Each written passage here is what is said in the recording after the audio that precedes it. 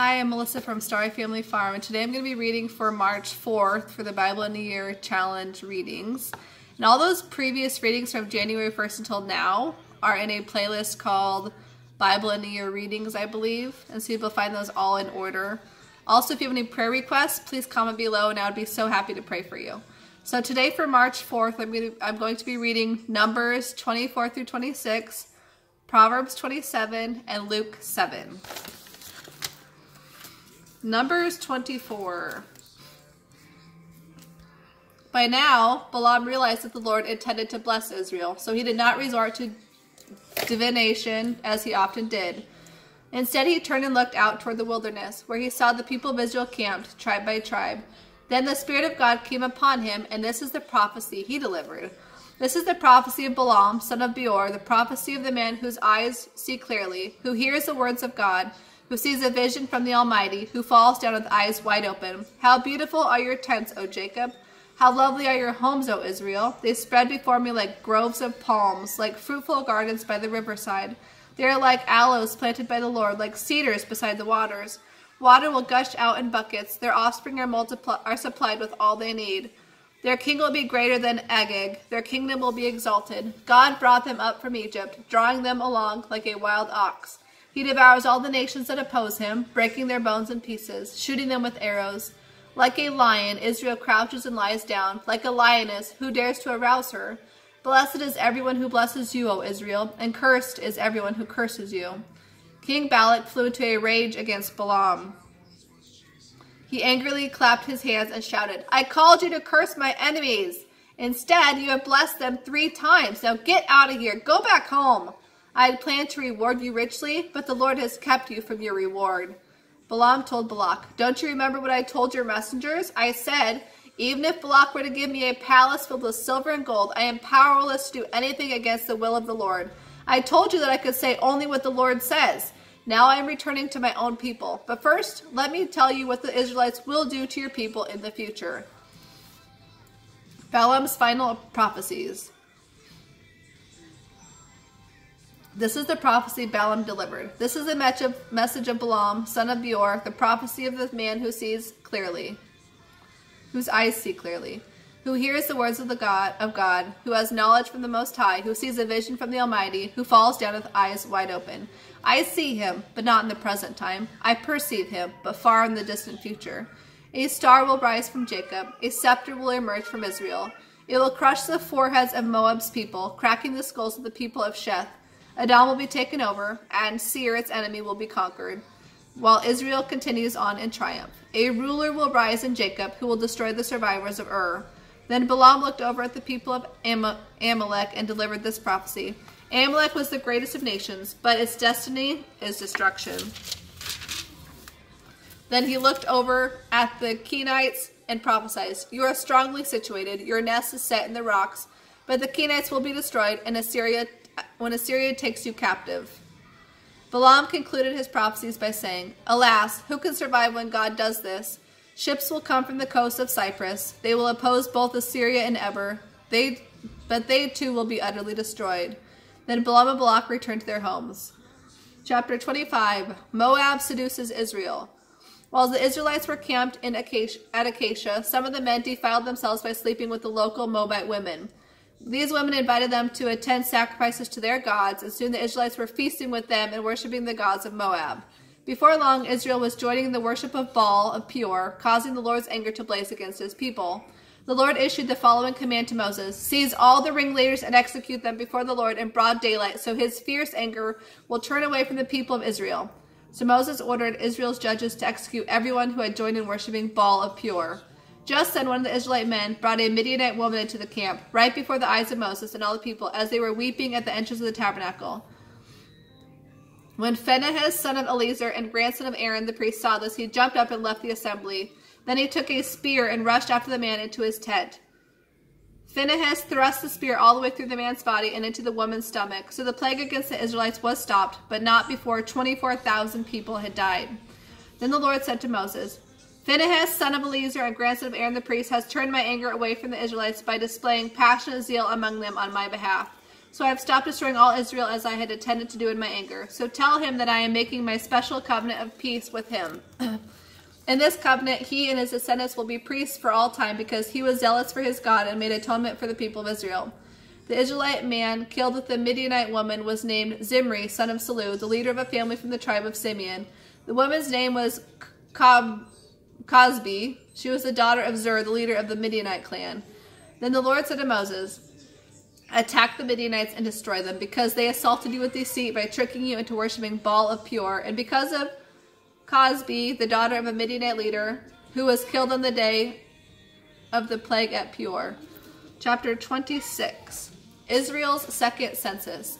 After the plague had ended, the Lord said to Moses and to Eleazar, son of Aaron the priest, take a census of all the men of Israel who are 20 years old or older to find out how many of each family are of military age.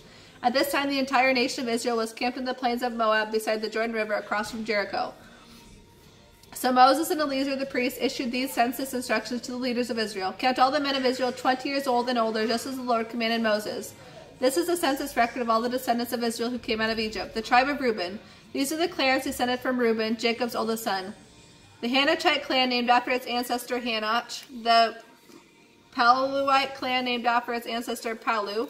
The Hezronite clan named after its ancestor Hezron. The Carmite clan named after its ancestor Carmi. The men from all the clans of Reuben numbered 43,730. Palu was the ancestor of Eliab, and Eliab was the father of Nemuel, Dathan, and Abiram. This Dathan and Abiram are the same community leaders who conspired with Korah against Moses and Aaron, defying the Lord.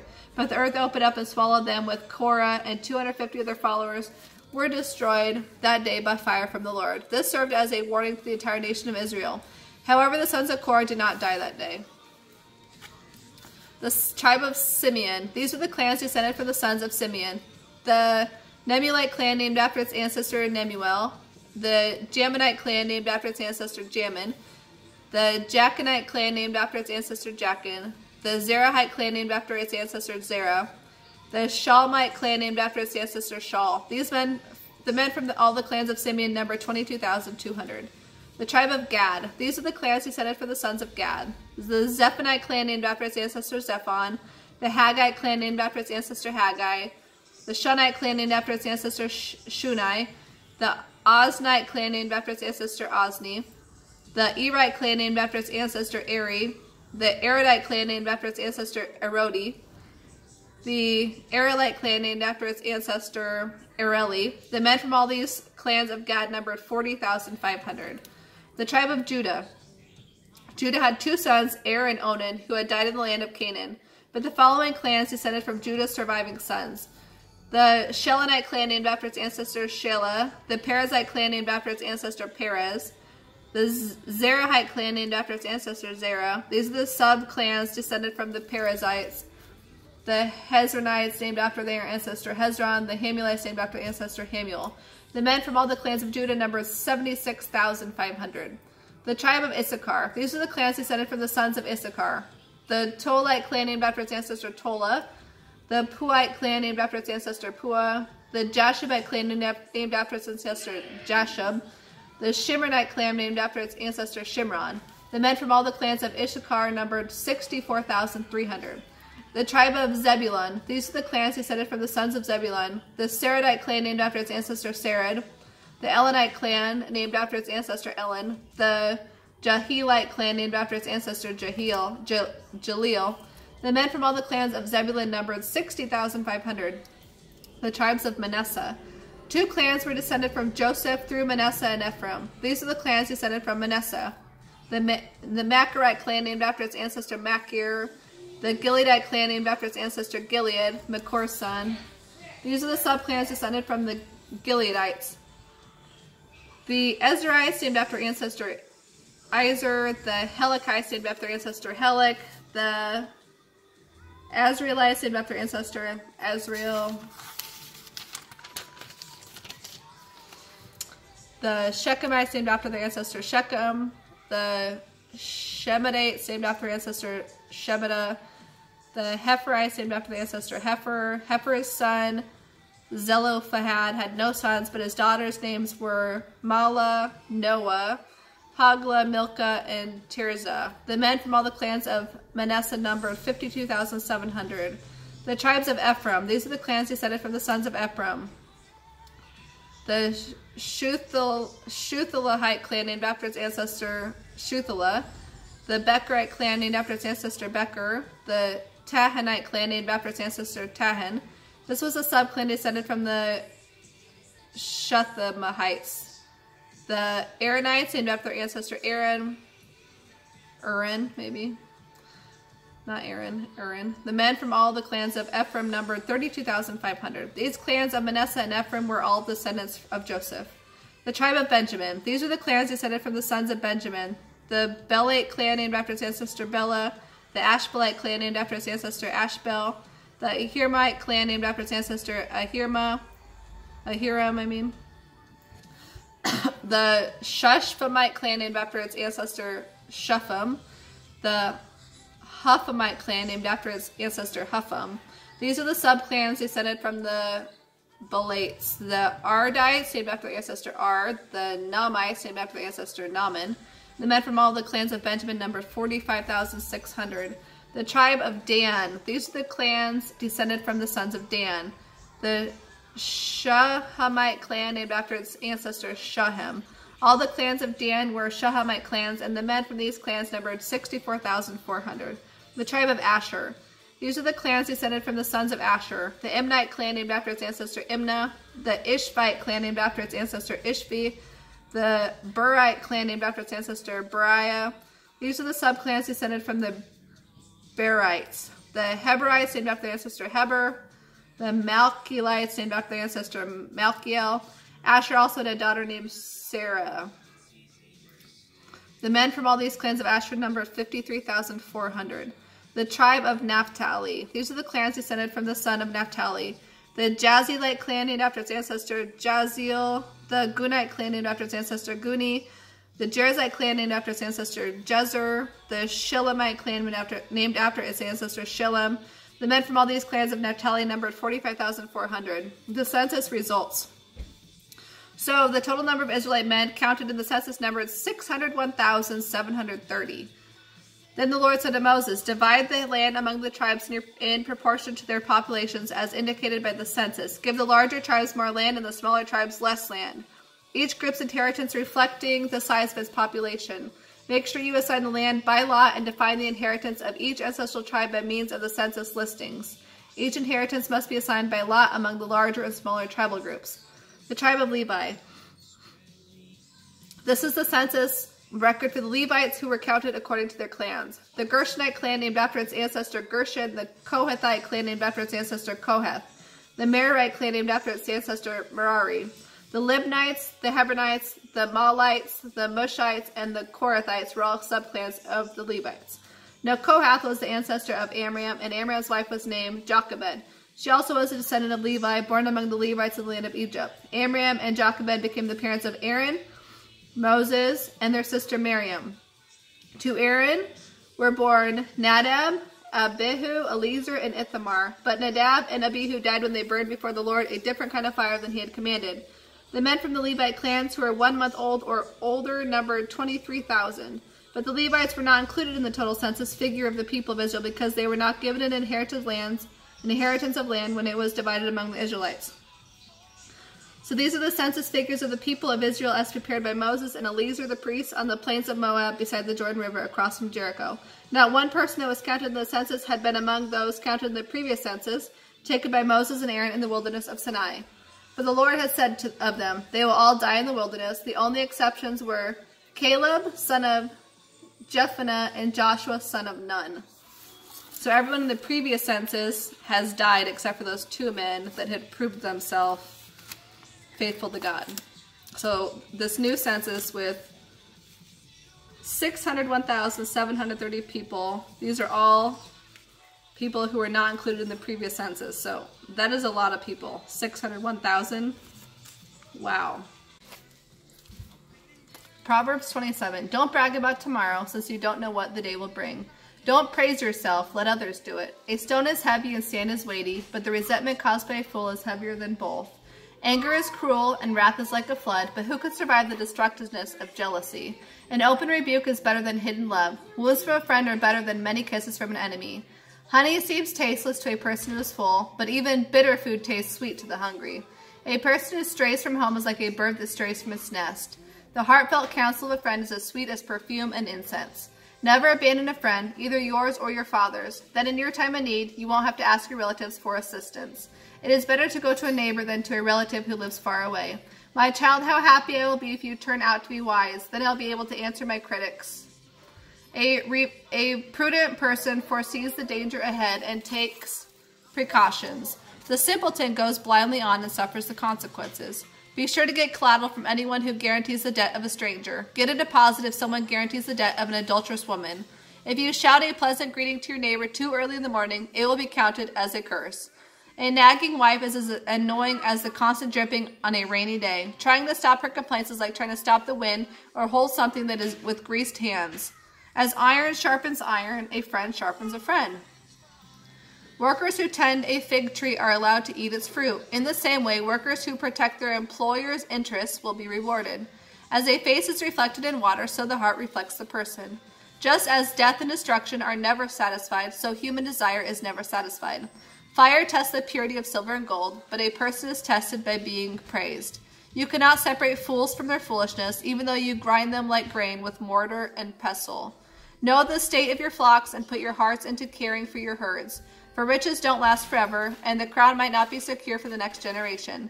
After the hay is harvested, the new crop appears, and the mountain grasses are gathered in. Your sheep will provide wool for clothing, and your goats will be sold for the price of a field, and you will have enough goat's milk for you, your family, and your servants. Luke 7. Faith of the Roman officer.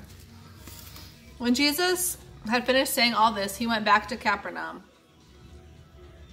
Now the highly valued slave of a Roman officer was sick and near death. When the officer heard about Jesus, he sent some respected Jewish leaders to ask him to come and heal his slave.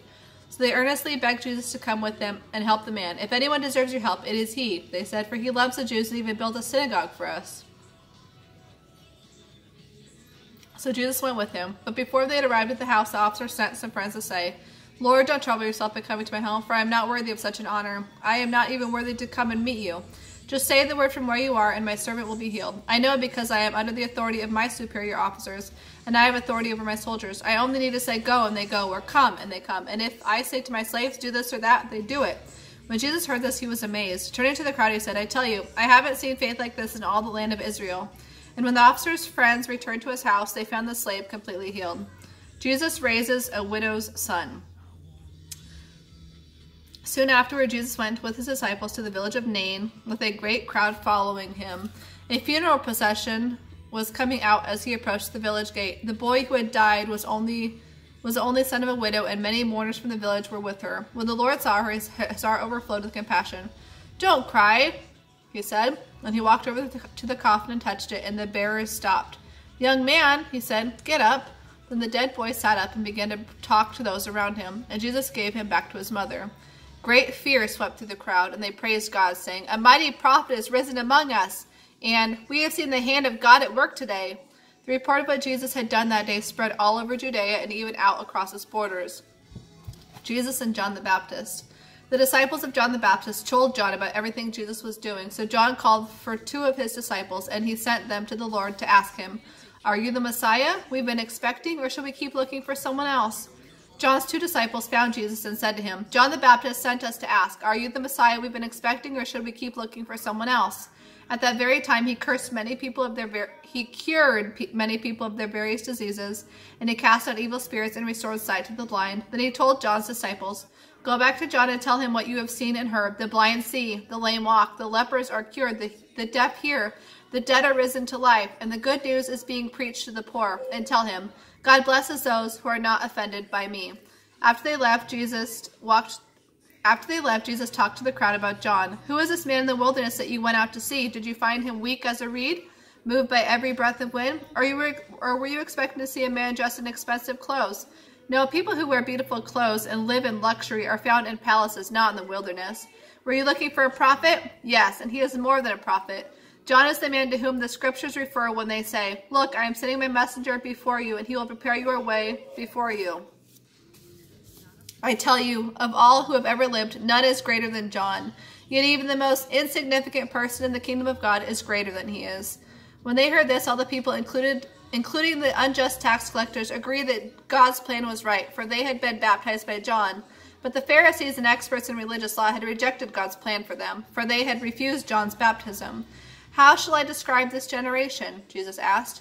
"With what will I compare them? They are like a group of children playing a game in the public square. They complain to their friends, 'We played wedding songs, and you weren't happy, so we played funeral songs, but you weren't sad.'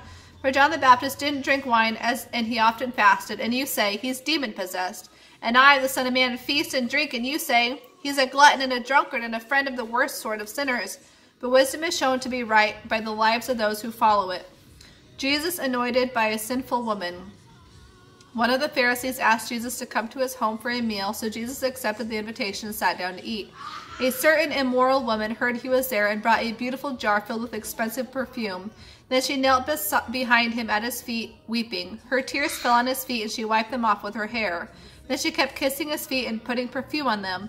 When the Pharisee, who was the host, saw what was happening and who the woman was, he said to himself, "This proves that Jesus is no prophet. If God had really sent him, he would know what kind of woman is touching him. She's a sinner." Then Jesus spoke up and answered his thoughts. "Simon," he said to the Pharisee, "I have something to say to you." "All right, teacher," Simon replied. "Go ahead." Then Jesus told him this story. A man loaned money to two people, 500 pieces of silver to one and 50 pieces to the other. But neither of them could repay him, so he kindly forgave them both, canceling their debts. Who do you suppose he loved more after that? Simon answered, "I suppose the one for whom he canceled the larger debt." "That's right," Jesus said. Then he turned to the woman and said to Simon, "Look at this woman kneeling here. When I entered your home, you didn't offer me water to wash the dust from my feet, but she has washed them with her tears and wiped them with her hair. You didn't give me a kiss of greeting, but she has kissed my feet again and again from the time I first came in. You neglected the courtesy of olive oil to anoint my head, but she has anointed my feet with rare perfume. I tell you, her sins, and they are many, have been forgiven, so she has shown me much love. But a person who is forgiven little only shows little love." Then Jesus said to the woman, "Your sins are forgiven." The men at the table said among themselves, "Who does this man think he is, going around forgiving sins?" And Jesus said to the woman, "Your faith has saved you. Go in peace." That is all for today's reading. We will see you next time. And for March 5th, you are supposed to reflect on God as Redeemer.